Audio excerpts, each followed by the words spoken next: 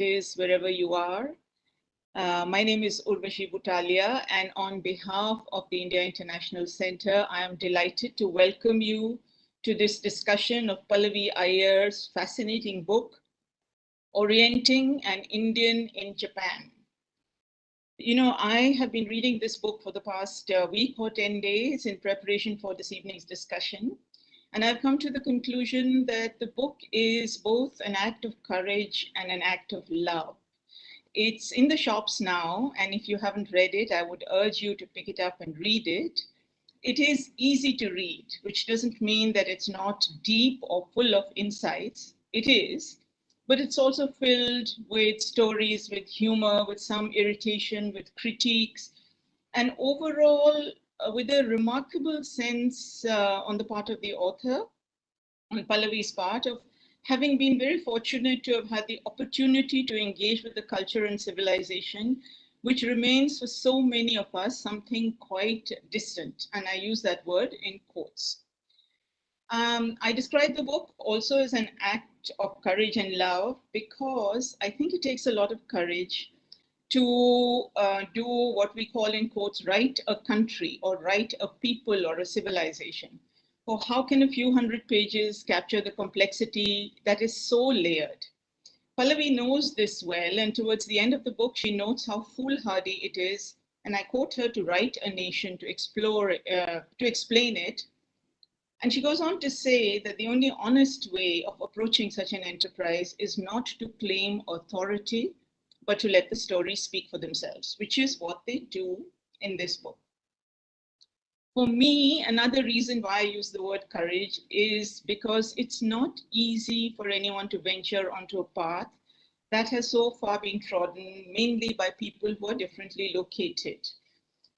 Knowledge about Japan has, by and large, when it has not been created by the Japanese themselves, by and large been the preserve of Western scholars. There are few Asians that we know of, we may be wrong in this, that have engaged with it. Although, of course, as Pallavi points out, in very interesting ways, the connections between Japan and India may be sporadic, but they have a long history, go back a long way, and have many, many unexpected twists and turns. I also think of this as a book written with love, by which I mean that if, as a writer, you are not empathetic to and in love with, while at the same time being critical of your subject, including all its warts and problems, you can't really write in as engaging a way as Pallavi has done. So today we'll be talking about this book and the wider questions that surround it. We have an excellent panel of speakers. Pallavi, the author herself, who is both journalist and writer. She has been a foreign correspondent. She's written for several major newspapers and journals, and she has a number of books to her credit, including Smoke and Mirrors, which is her account of living in China. Joining Pallavi will be Dr. James Kondo, who wears many hats, and I'm not going to spend time giving you detailed bios because you can look up these people on the net, but just to introduce you to them. So Dr. James Kondo, he's worked in government. He set up a number of NGOs that focus on young leadership. He has been a business and management consultant, and he... 我现在在听另一场，没差，那个没有，那没有什么，那个是印度这边的。Okay, can I ask you to turn off the mic? Somebody's got their mic. May I request them to be muted? Okay, and he has won many awards. Our third panelist is Sarnath Banerjee. 有多少人报？这个没有报名嘛？哈。Somebody is speaking in Chinese. Yeah, somebody is not muted. I don't know if the IIC can mute people, but can I request, if you can hear me, please mute yourself. We can hear you otherwise, and it's interfering with what we're saying. Thank you. Okay, so I will just repeat quickly. Dr. Kondo, James Kondo, he's been in government. He set up a number of NGOs that focus on young leadership. He has been a business and management consultant. He's won several awards. Currently, he heads a wonderful place called the International House of Japan, which is located in the heart of Tokyo and which is, within quotes, the parent that inspired Jawaharlal Nehru to begin thinking of an institution like the India International Center. So there are many connections of an academic and cultural nature between these two organizations, which we'll ask Dr. Kondo to speak about. And then we have a third panelist who really needs no introduction, Sarnath Banerjee, who is a writer, a graphic novelist, artist, thinker, traveler, sometimes disruptor of comfortable conversations, but who also has had a long and ongoing engagement with Japan. So what we're going to do is do this whole evening like a conversation. I'm going to put some questions to the panelists, and then we'll have a conversation, and after a while we'll open it up to the audience should you have any questions. I want to start by asking Pallavi to read a little bit from the book, a chosen passage that she likes particularly, difficult choice for an author, but to give you all a flavor of the book. So Pallavi, if you would do that. Yes, absolutely. Thank you so much for that wonderful and kind introduction, Urvashi, and thank you very much to the IIC for hosting this event today. I thought I'd just give everyone a quick look at the book. This is the cover, Orienting, an Indian in Japan. And I thought that I would actually read out from right from the beginning, from the prologue, actually, just setting the scene for what it was like when I learned that I was about to move to Japan, being as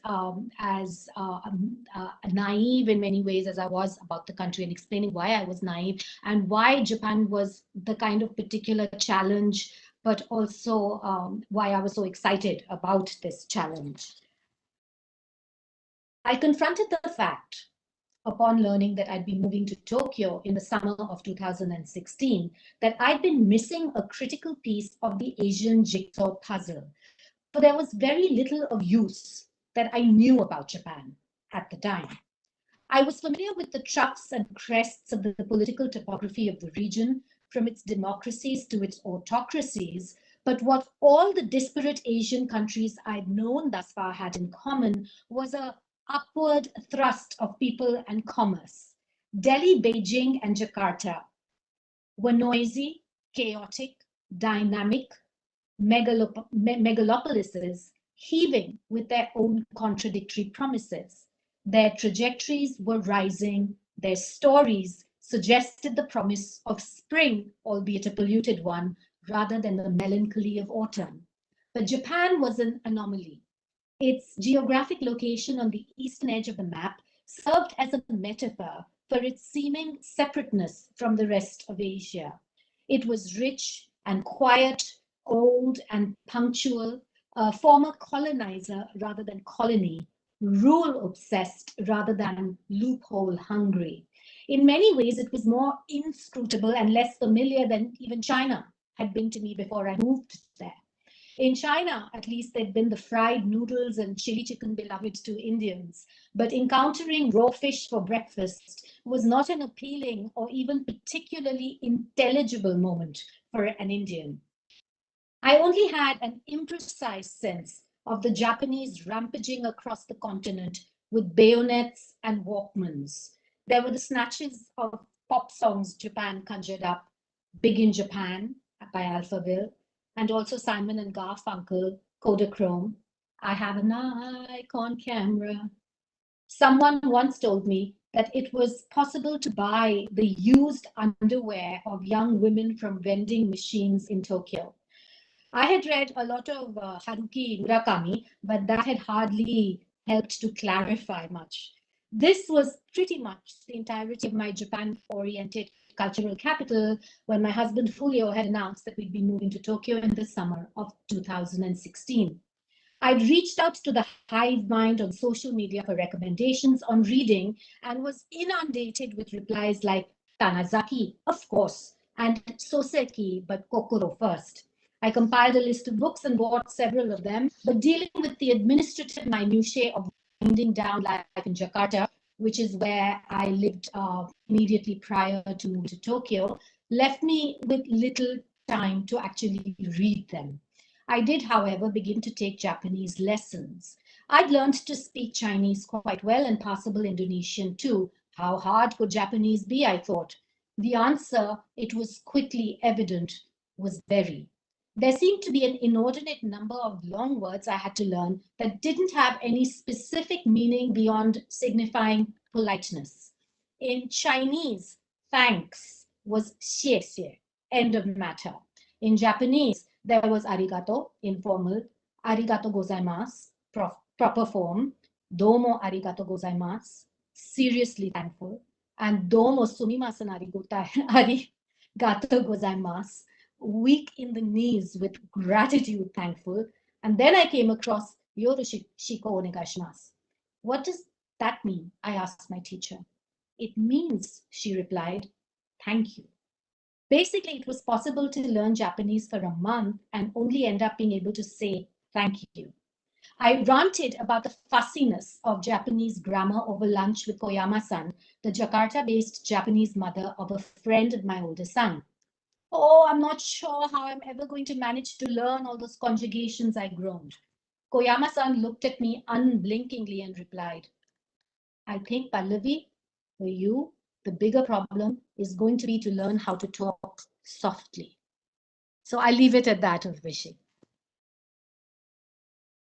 Thanks so much, Pallavi. And actually that, I'm so glad you started with that. You know, that was also one of my early experiences in Japan, how loudly we talk and how silent so much of Japan is. You could be in the metro and people would be just talking, but you don't hear much anyway, and restaurants and so on. You pointed that out.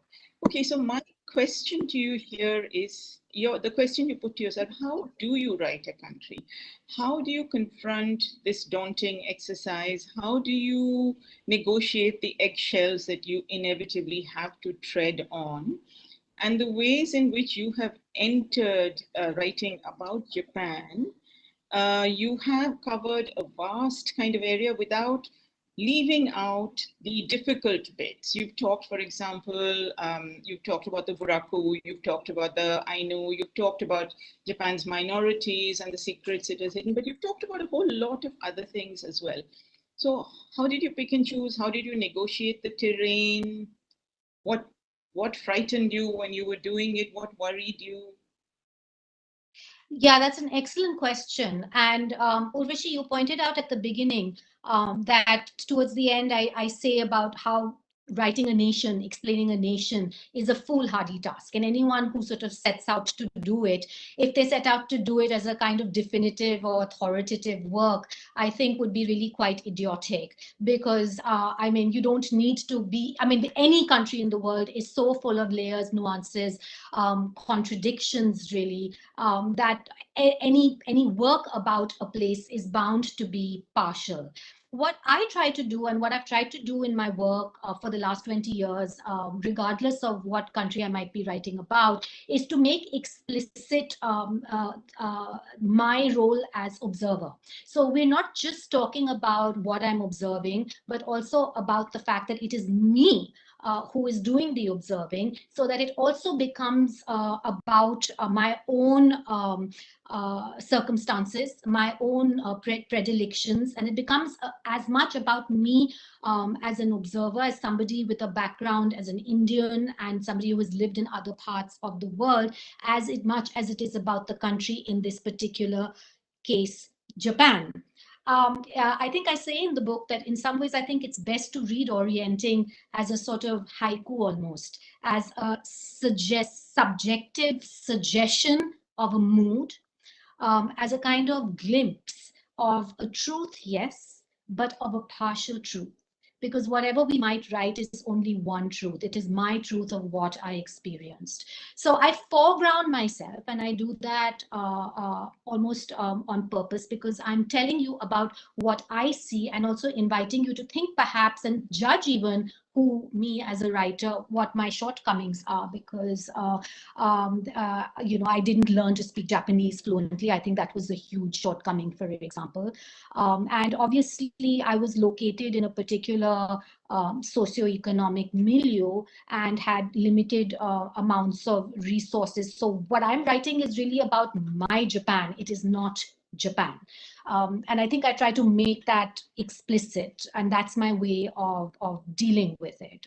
I think Tagore also has a lovely saying somewhere at the back of the book. Let me have a quick look. When Tagore gave a speech at Keio University in 1916, he also talked about this fear of by saying that my stay here has been so short that one may think I have not earned my right to speak to you about anything concerning your country.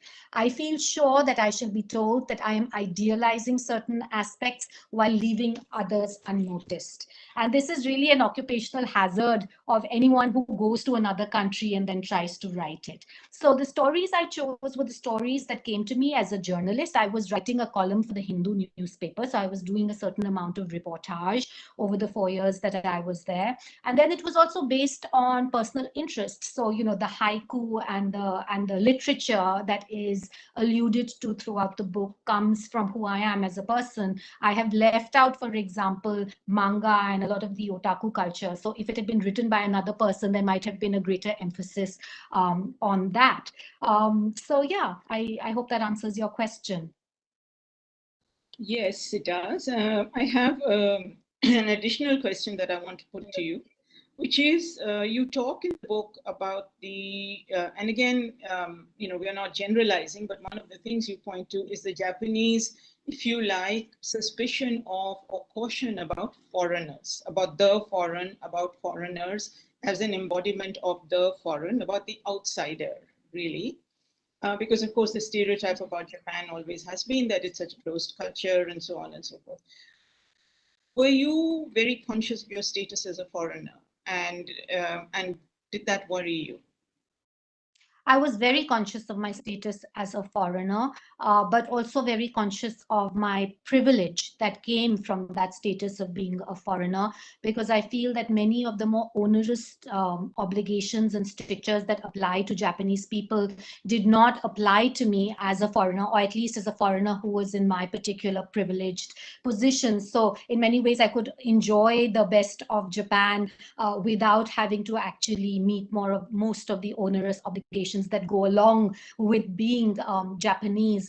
Certainly, I think out of all the countries that I've lived in, I did feel that the host country, Japan in this case, had a greatest sense of who it was, and a sense of exclusivity or exclusion. I mean, I'll give you an example. In many places that I would go to, there would be signs up on the shop fronts that would say "Foreigners welcome." And that's always made me feel slightly awkward, because it sort of seemed to have an underlying assumption that perhaps foreigners would not be welcome if this sign was not up there explicitly making the case for them to be welcome. It's not something I've seen in other countries. Now, of course, when you try to find out why these signs are there, they say that it's because perhaps they can speak English, that it's actually in lieu of saying English spoken. They might say foreigners welcome, but it is a slightly strange way of putting it, isn't it? And then there were numerous stories. I found quite often that people would not sit next to me on public transport. I was not sure why this is the case, and I'm still not sure why this is the case. I know many foreigners call it the gaijin seat, the foreigner's seat, and find it like an egregious example of racism. I almost thought it was kind of excessive politeness to give you more personal space, and particularly, post COVID, of course, with social distancing becoming the norm, it almost seemed to me that the Japanese had social distancing long before COVID. It was almost like fighting a pandemic was one of their superpowers. But I think the reason also that I did not feel some of that racism directly was because I was not, I was not Chinese, I was not Korean. I think a lot of the people who faced the worst or the most kind of egregious racism are not visible minorities like I was, but people who are often, maybe third, fourth, fifth generation Japanese, but have different ancestry. There's lots of examples of what kind of problems they might face. There have been surveys done that show that there's housing discrimination, that people find job discrimination, and these are for people who speak fluent Japanese. So the idea that there's discrimination exists because the foreigner in question doesn't speak Japanese or doesn't know Japanese customs doesn't really hold water in this case. There are examples of restaurants who refuse to make reservations for foreigners. There have been examples of people not being allowed into certain onsen or spas, hot springs, because they are foreigners. It is certainly it's more overtly exclusionary, I think, than many other cultures that I have encountered. And often when I speak to Japanese people about it, they don't seem to sort of really see it as racism. It's often just seen as, but we don't want to bother the foreigners. So I don't know how disingenuous this is, but I've often heard the case that, for example, restaurants that would not allow foreigners, that's the case because they wouldn't be able to serve them in the way that they would want to serve somebody, because they wouldn't be able to communicate with them sufficiently well. But to me, that does strike me as disingenuous, I have to say. Great, thank you. Let me turn to Sarnath to get another perspective. So, Sarnath, you have engaged deeply with Japan over a long stretch of time, on and off. Does some of what Pallavi is saying resonate with you? Over time, has the country, the people, their art, culture, everything that you engage with become more comprehensible or more inscrutable, sorry to use the cliched word, or both of those and more? So could you talk a little bit about your engagement? Yeah, it's very interesting that Urvashi, when he said that,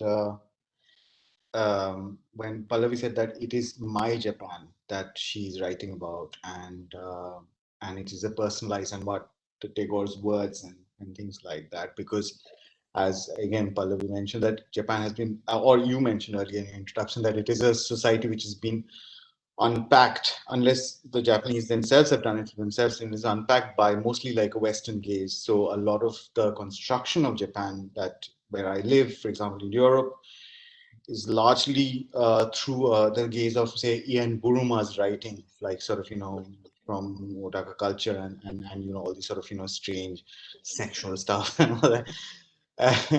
But I think Pallavi's route to understand Japan is also my route, which is through its literature, through its cinema, and trying to hold back any kind of understanding. Because there is also a confidence about like knowing a country. There are certain people who are very confidently kind of enter a country and seems to like get to know it immediately, and therefore like sort of create the narrative for the rest of the.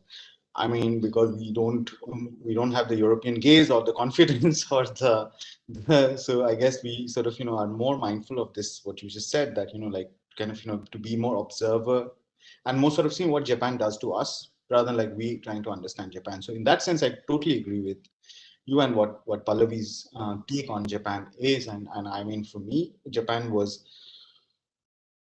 not so much trying to understand Japan, because I was not there to understand the societies, just also sort of understand myself more than anything else. So I was not doing a PICO thing, which is like to kind of integrate. I'm the worst integrator in the world. I mean, I've been living in Germany for 10 years, and I'm the worst example of an integrated migrant. I mean, I still am baffled by this country. I don't understand it at all, or a little bit maybe. I speak the language perhaps with my North Calcutta accent, which no one understands. And it's, so language, in every possible way, I've kind of liked that foreigner status. And what Pallavi was talking about, being a foreigner has its advantages. I certainly think it has its advantage in the sense that you don't have to like sort of follow the same protocols and same protocols that a Japanese person have to do. I suppose you're freer than that. but I also accept the fact that this sort of overtly what's the word you used, Pallavi, exclusionary-ness versus like the discrete discrimination, which is, I mean, somewhere down the line that the Japanese overt kind of, distinction of cultures and like, oh, I don't understand, it's too complex for me, therefore I don't have to deal with that sort of complication of like, the Indian situation. And so I don't mind that so much because I was again like, I didn't go to live there, but I mean, but it's an interesting topic because there's this underhand the discrimination, this sort of what some people call structural whatever this is so much more prevalent in the society that I live currently in, where the same housing problems are there because you sort of, to find a flat in the city where I live, it's almost mandatory. It's a joke that if you don't have a German spouse or a German girlfriend or a German boyfriend, it is actually hard to get a place in a city which kind of, talks about its cosmopolitanism, the European kind of so-called cosmopolitanism, multicultural society. Japan, I guess, I don't know, but I would attempt to say maybe does not have those same hypocrisies that that is very much endemic to kind of existing people. This whole cosmopolitanism also is like a vague idea of like that it is a cosmopolitan society, but I do find it extremely provincial. The reason I'm saying it is that Japan does not make those claims, and I at the same time found it quite easy because I was like in Shotoshima, which is in western Japan, in a fish soybean island, and I was working on with the mayor, the Sechu, and I was doing these sort of little stories around like being in the island, and then I did go to Kyoto, and I did spend time in Tokyo, and of course Osaka, which is like Delhi. People are said, hey, Osaka, dangerous place, and I could sort of make this differences. So yeah, I mean, over the conversation we'll talk about that. But my interest in Japan is that it unlocked me. It helped me kind of self-actualize. The way my inner silence. My way of looking at the world. My way of looking at stories. My understanding of myself was enhanced by Japan. Whether I understood Japanese society or not, it was not even like I was not even in a project to understand Japan, as I'm not in a project to understand Europe either. So it had a lot of personal and artistic understanding. That you reveal yourself in a foreign society. I feel at least you go somewhere to not know what you don't know, something like that. Thank you for saying that, Sarnath, and thank you for pointing out that it's not about understanding another culture, but it's about you and yourself actually interacting with and being changed by it and so on. And I think that one of the stereotypes about Japan that has always existed is how it has been such a closed culture and how it has not engaged with the outside world within quotes, but actually it is true that even we of the outside world have not really chosen to engage with it in many different ways. And when you do engage, there are so many interesting things that open up that you could learn from. But just, I want to turn to James, but very quickly, I want to tell you a little incident that has to do with the institute that James, with the International House of Japan that James now heads. Where several years ago, along with an organization called the Japan Foundation, they started a fellowship program, very interesting, called the Asia Leadership Fellowship Program, where they selected people from different parts of Asia to come together in the International House for a 2-month period to interact with each other and to learn from each other. And when it came to thinking about South Asia and thinking about India as a possibility, apparently everyone who ran that program was very, very tentative and very worried that an South Asian entering a different Asian configuration would be disruptive, loud, aggressive, and would actually transform that very interesting equation into something else. So it's, that what Pallavi was talking about, the hesitation to engage also comes, I suppose, from lack of knowledge of each other, really, in different ways. So But let me turn to James. So James, this whole business that we are in some way addressing through what Pallavi and Sarnath have said, how an outsider engages with a culture, with a nation, with a country, with its politics, and so on. As you know, there have been, I mean, there are outsiders, and there have been people who have engaged with Japan's history and Japan in many different ways. And you are familiar with so many of their works. Do you see anything different in the way, say, an Indian like Pallavi might have engaged, and say more of the Western works that are available, or in the way that, say, an American with a history of the American-Japan World War II equation, or one can't call it equation, but whatever one can call it, might have approached this? Is this too general or generic a question, or do you see what I'm kind of getting at? Absolutely. I think that's why I think this book is unique, and I'm really looking forward to the Japanese translation of this coming out. You know, Japan has a long history of, before the Second World War, often a European gaze, often romantic, gaze of filled with Orientalism and the romance and the misunderstanding and the stereotyping that actually the Japanese actually loved and built on, much as what Pallavi mentioned in her book.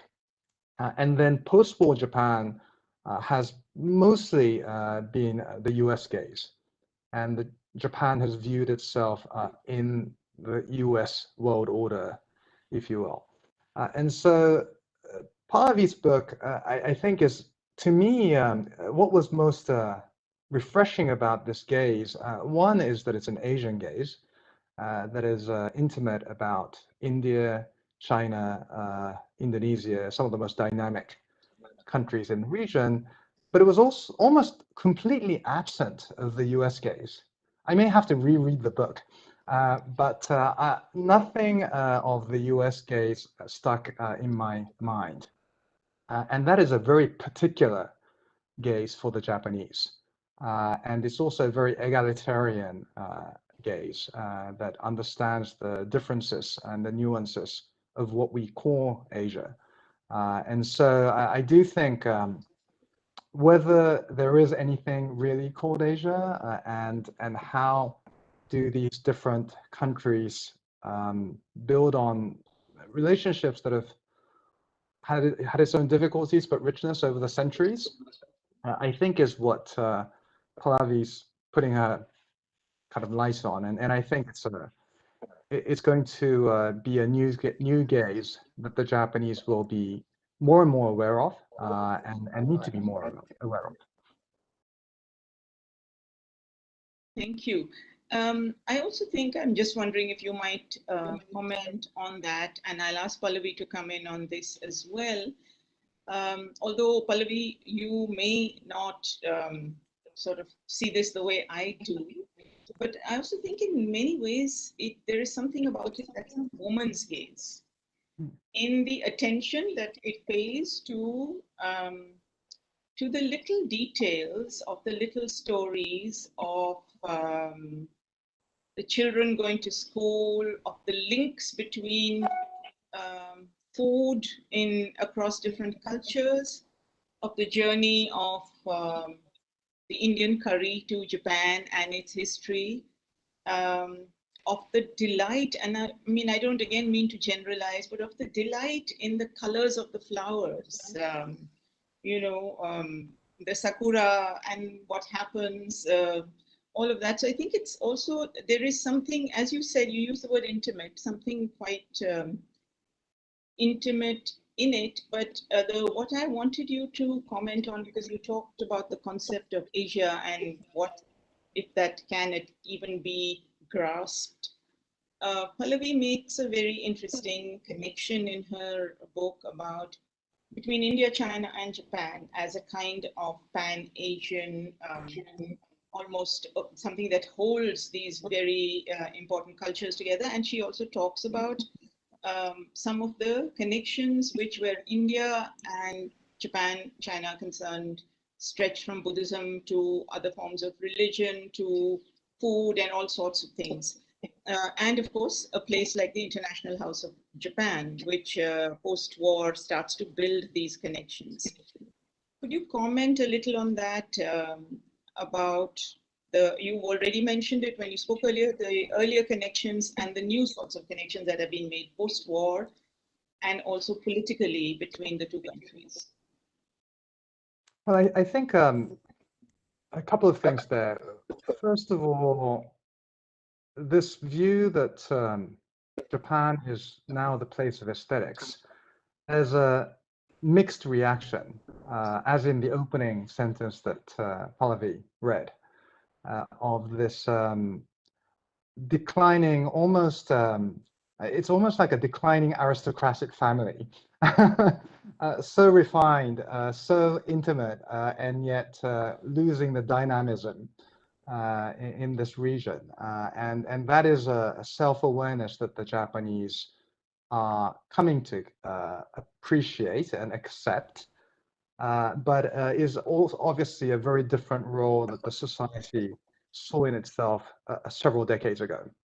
And I think it also ties to the gender point that you made. I think many Japanese who are maybe above the age of 50, 60, who were working during the bubble era and the high growth era, still have yet to unlearn that past path to economic greatness, and may resent and may be defensive about this new positioning that Pallavi points to. But I think the way she approaches it is not to come at it from a kind of a geopolitical lens, but from everyday life reality that is Japan. And so I don't know if it's a feminine kind of a perspective, but I do think that it's a very smart way to show how the kind of a male-dominated society of the old Japan has yet to confront the reality that we live in today. And it's so visible to anyone who observes everyday life. So I took that as a lovely critique, and I think the Japanese audience would probably completely read between the lines of what Pallavi is trying to get at. And we know her kind of wicked smartness in person, but it comes across in the book as well. Pallavi, what do you have to say to that? Your intimate gaze, the focus on detail, and your wicked smartness in putting it together in quite a clever cocktail. I don't know about the wicked smartness. James is very kind, but I do think that I write, like I was saying earlier, I tend to kind of foreground myself quite a lot in the writing, because I think it's important to show who the observer is. And one major part of my identity as observer is that as mother. And so in almost all my writings about different parts of the country, I have brought that experience in to also observing how the society functions, because a lot of what I learned about Japan was really through other mothers, and through the school system and through the public transport system. So you learn a lot through what is traditionally been seen as kind of domestic and not necessarily geopolitical or worthy of grand analysis. But in these kind of small quotidian, daily, everyday acts, I think there's a lot about a society that becomes revealed. And then talking about the sort of triangulation that I do between India and Japan and China, I am not doing it in any geo-economic sense. I'm sort of really trying to do it in more of a civilizational sense, because I think what my interest really began by looking at what connects the three, and what connects the three is Buddhism. So it is obviously this great civilizational, religious thread running between the three nations or countries. And I remember reading Dr. D.T. Suzuki, who's like a great introduction to Zen Buddhism for a lot of foreigners.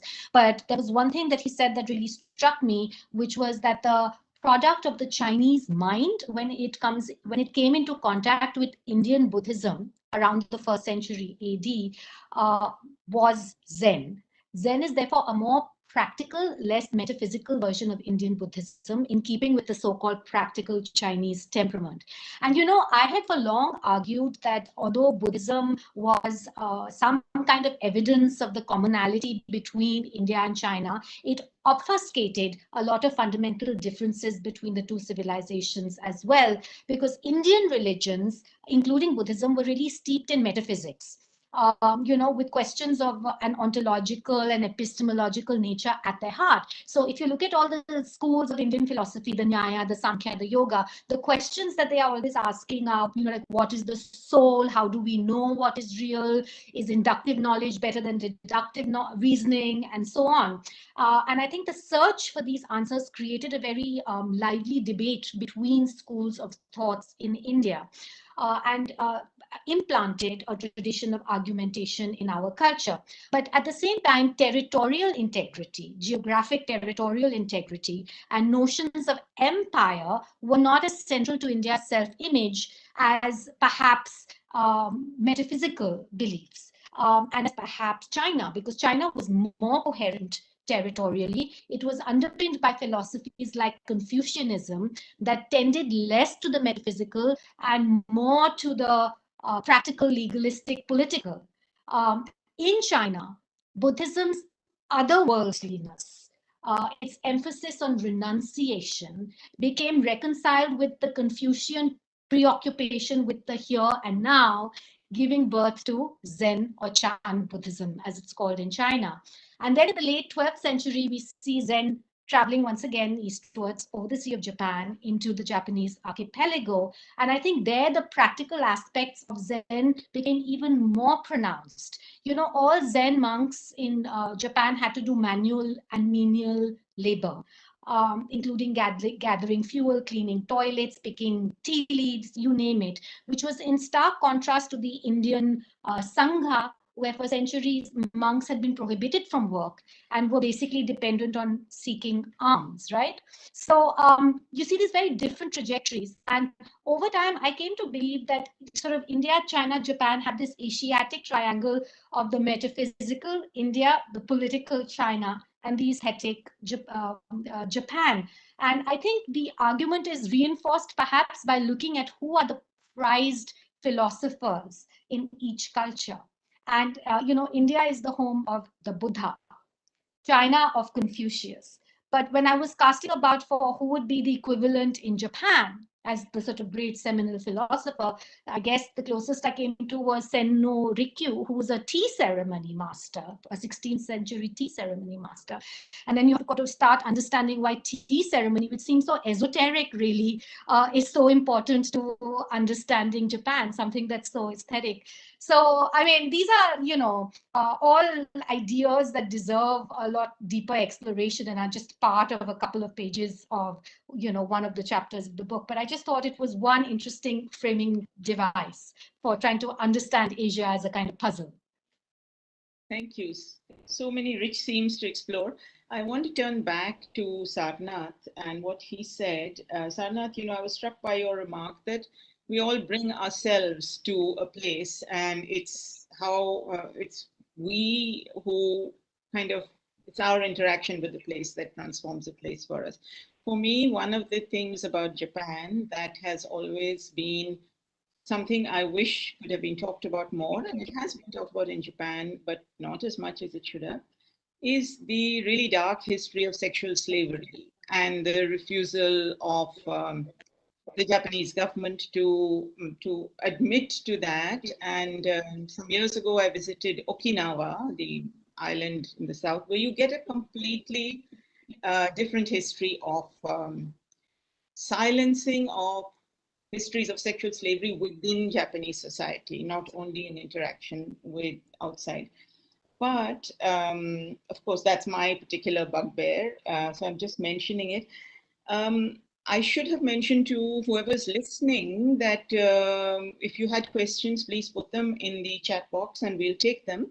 And there is a question here which connects to a question I want to put to Sarnath, which is just as for Pallavi, she spoke of certain things which, within quotes, quintessentially Zen as represent or are part of Japan. So also one of the Japanese exports, which is in your field, is the manga. And I wondered if you might have some comments to make on that. You know, how, like Japanese food has traveled in the world, manga has traveled in the world, taking Japanese culture, but it's a very particular kind of culture. And then perhaps alongside address the question that is there to you, which is, could you please comment on works of art, books, or cinema that impacted you and or unlocked a deeper and more profound understanding of Japan? I mean, I think this is for you, but anybody else can also take it. But since you have the mic, please go first. Huge. The question has huge implications. You're so reluctant to speak, I have to pin you down. So now you can't be reluctant to speak. No, the implication of this question is huge because I'm very Welsh, because I was always looking for a non-Western medium to kind of enter into the world of a universe, and Japan for a lot of us has been that world. Japanese movies, Japanese prints, Japanese literature have been our way into kind of creating a parallel universe outside the West, and from the time of Tagore, from the time of Nandalal Bose, effectively we've almost had like lost Japan to the Western gaze, because we have not, I mean, it's great that, and Kondo-san had talked about this, so the American, this refreshing voice of Pallavi coming and like trying to unpick Japan in the gaze is very important. It's the gaze of gender is very important. It's a woman's gaze, and it is entering, and it's a mother's gaze. I mean, I'm also a parent and a single parent, so I also sort of try to understand my culture through these sort of interactions in school, and it's very important. So in that sense, we have effectively lost Japan in this. I mean, the hard word would be fetishistic understanding of Japan, which you kind of Western literature is entirely Japanese interpretation is like that. And when we look at Japan, for example, when I look at the post-war Japanese mangas, which is the only mangas that I like, not so much like the contemporary mangas. So I'm not a big fan of mangas, but the Yoshihiro Suge, they're all kind of an anxiety of like, I remember like, family members who lost jobs would like sit in a park during the office hours. We all have stories about that, so that the wives of the family feel sort of, at least is going out and working. These are stories in Japan that you hear all the time. Shops are closing, businesses closing, unfinished architectural, because in Shoroshima Island also, and in Naramachi also, I've seen like, projects which, because of the economic boom and those half-finished projects, and this sort of poignancy and the melancholy of Japanese society, and the politeness and the parallel politeness also, because one of the things that my understanding of Japan was this extreme politeness, which was politeness is a combination of sensitivity, manners. It's a whole lot of things get together in that. So it's not a simple act of like, the British politeness, which is, but it's actually an inherent politeness. When I asked my friend, and I'm getting off at Kobe, how do I get from Kobe to this particular place? This is you ask for direction. I said, I don't know Japanese. He said, like, do you think they'll help me find the direction? He says, not only will they help you, if you faint with the direction, they'll carry you to your location also. So there are all these amazing, strange encounters. Mato Sando in a small whiskey bar, an intimate conversation in like, with someone in broken German, all kinds of, real, very heartfelt interactions that I would have had in Calcutta. So it is not the foreignness of Japan, or the dark interior of Japan is very much my own dark interior. It's very much my own darkness of like, of Bangladesh, sort of, the amazing amount of violence that actually happened is continuing to happen in Bengal, the Kada violence, so Bengalis are a very violent society, but it also comes across as a sort of, a different sort of gentle society. So these are all things that I kind of get closer every time I get to Japan. It kind of makes me confront with my own this thing. And what I like about Japan is the way the stories are told. It's like that woman in the well kind of a situation, that the body has been buried and suppressed speech comes out as a ghost. Kwaidan is like a good example of that. And this sort of suppressed speech, and even contemporary Japanese stories about when they set up the second nuclear reactor, there were newspaper reports saying that near in a certain island in eastern Japan, near Fukushima, there were sounds of children crying when those beaches have been abandoned. And so Japan is, for me at least, it's not about like trying to understand, unpick a country. It is more about like through Japanese culture and that to kind of have a deeper understanding of like the same melancholic Bengali films that I'd grown up with, where like industries were falling apart, a society feeling frustrated and don't know where, a sense of like being sort of left on your own. So these are some of the things that has definitely given me a deeper sense of, and it was only by going to Japan could I reclaim Japan and free itself from the same kind of fetishization, or maybe Kondo-san never used the word fetishization, but this sort of this strong Japan has been written into our heads in a certain way, and somewhere down the line, this is amazing that this leadership fellowship that we need to confront as with these complications of Japan and our own complication to sort of and this is, I'm not saying from a nation state point of view at all that Asians should get together and there's like, but I'm just saying that we need new ways of like writing Japan, talking about Japan. Thank you. That's so interesting and so moving. And I realized that somebody pointed out, perhaps that question was meant for Pallavi, but anyway, you responded to it. That's great.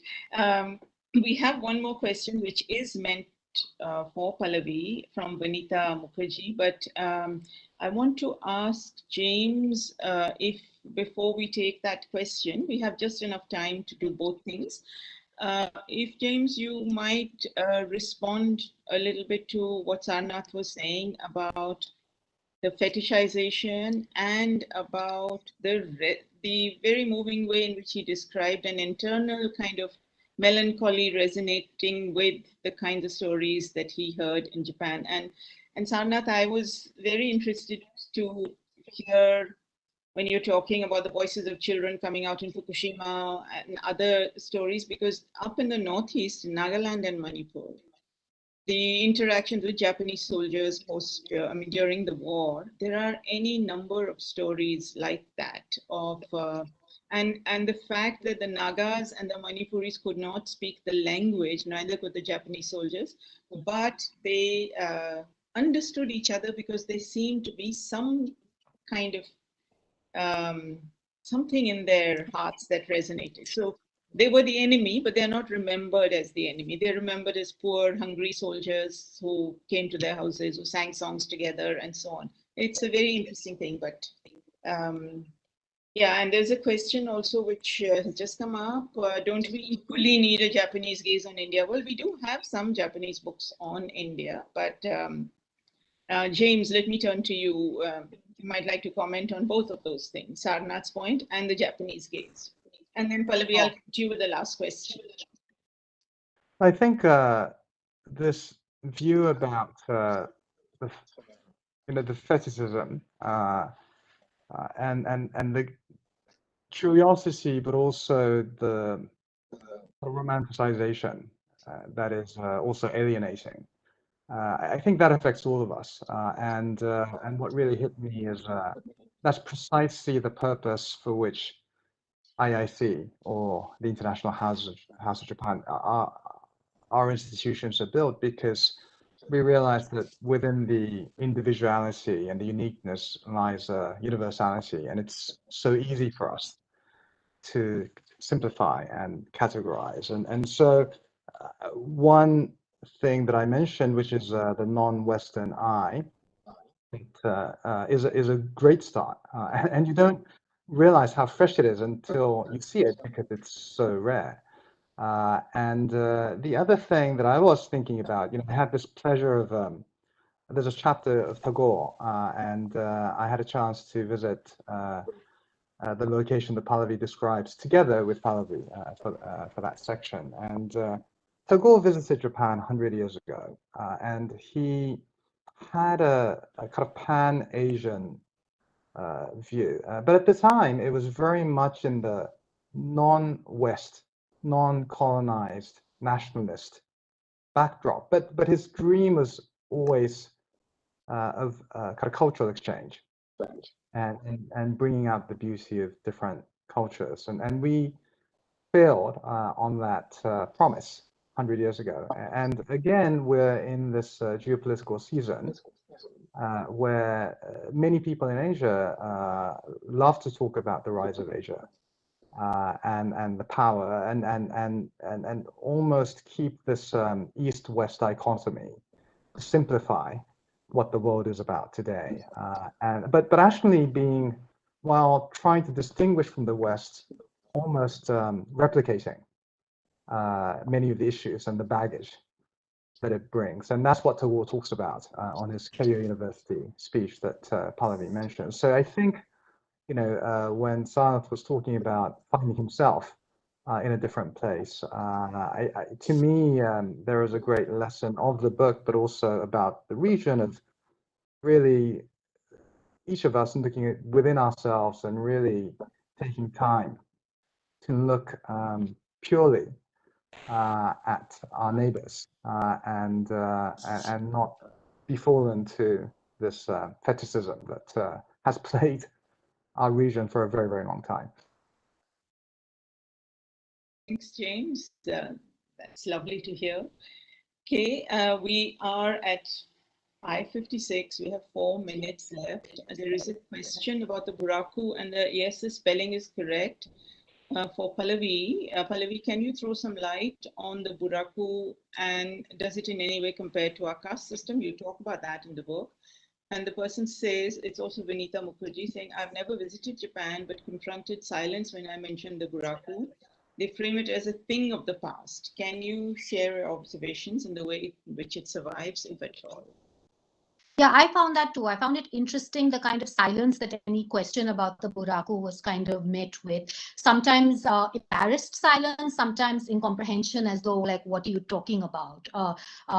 It had almost kind of become invisible to many Japanese, because there's such an absence of public discourse around the buraku today. I mean, technically, as a category, they were sort of abolished in the middle of the 19th century, so it's been a long time. But when you do look at surveys, you will see that there are still up to 20-25% of families that say that they would not let their children, for example, get married with somebody from buraku heritage. So it's not something that's completely disappeared. And certainly the idea of the caste system is not completely alien to Japan, even though very often in Japan, I would get asked about the caste system in India as though it was something extremely exotic and almost impossible for a Japanese to even begin to understand. But in fact, the buraku, which really became more, I don't know if you want to like rigidified as a category during the Tokugawa, were quite similar to the caste system in India, to the Dalits, the untouchables in India, because a lot of their origin also came from Buddhist, Hindu-Buddhist preconceptions with purity and pollution. And as Dalits in India, buraku were often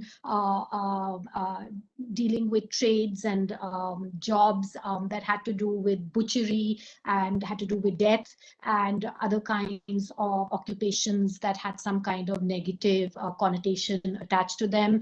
They were also expected to live in demarcated areas within villages. So there was a sort of geographical separateness, and there was a lack of intermarriage. I think one thing we've seen is that if you look at the Yakuza of today, the Japanese Japanese mafia, which are, out of all employers in Japan, the best when it comes to equal opportunity. There seems to be the least discrimination against different groups when it comes to recruiting within the mafia. You will see that there's a preponderance of people of Buraku heritage, because this is an area where they can actually be accepted, and also of Zainichi, or people of Korean heritage. So it's quite interesting when you look at it from that point of view. But very quickly, before we wrap up, Urvashi, I also wanted to refer back to some stuff that James had said, and we've all been talking about throughout the discussion, and that's about different sort of gazes on countries, and in particular the Western gaze on Japan. And you know, it's I think there's something here that's quite important, because the Western gaze has really been quite insidious, because it's not just the outsider's gaze, it's also been internalized by a lot of the countries on which this gaze has been aimed at, so that then that's how they almost begin to, how we or they have almost begun to understand ourselves or themselves. And we've seen that in Japan with a lot of writing, you know, in this Nihon Jinron vein, which is all about talking about how Japan is so exceptional and different, but in this very orientalized, exoticized way, which really came from the West, but then became almost the accepted Japanese version of themselves. So I think it's really important to have a multiplicity of gazes for all of us to kind of free ourselves from this production, this predominant production of knowledge and distribution of knowledge that has come from the former colonial powers. And yeah, it would be great to have a multiplicity of gazes, Indian gazes on Japan, Japanese gazes on India, and, you know, indeed many, many countries of the world. Pallavi, thanks for bringing that note in, because actually in your individual ways, each of you where you're located is contributing to that multiplicity of gazes. You know, you through your travels and your writing in different ways, and your engagements with different people, Sarnath in his art and work and the places that he's lived, and James from where you're located now at the I House, and all the meetings and discussions and so on that you host, which contribute to this multiplicity of gazes. I need to apologize to the three of you, because I should have given you time to talk to each other, but selfishly I kept the conversation only with me because I was so interested in what you had to say. But thank you for such an interesting conversation. I mean, any conversation that feels incomplete means that there is a lot more to say. And to me, this feels like we've only just begun. So to all of you who are listening, thanks so much for participating and staying with us. And I do hope you will read the book, which is published by HarperCollins. Holding it up one more time. Yeah, one more time. And Pallavi, James, Sarnath, and IIC, thank you very much, and goodbye. Thank you so much. Doing such a wonderful job with the moderation. I think we all really appreciate it. Thank you. Very, Thank very you. lovely. Thank you very much. Bye-bye.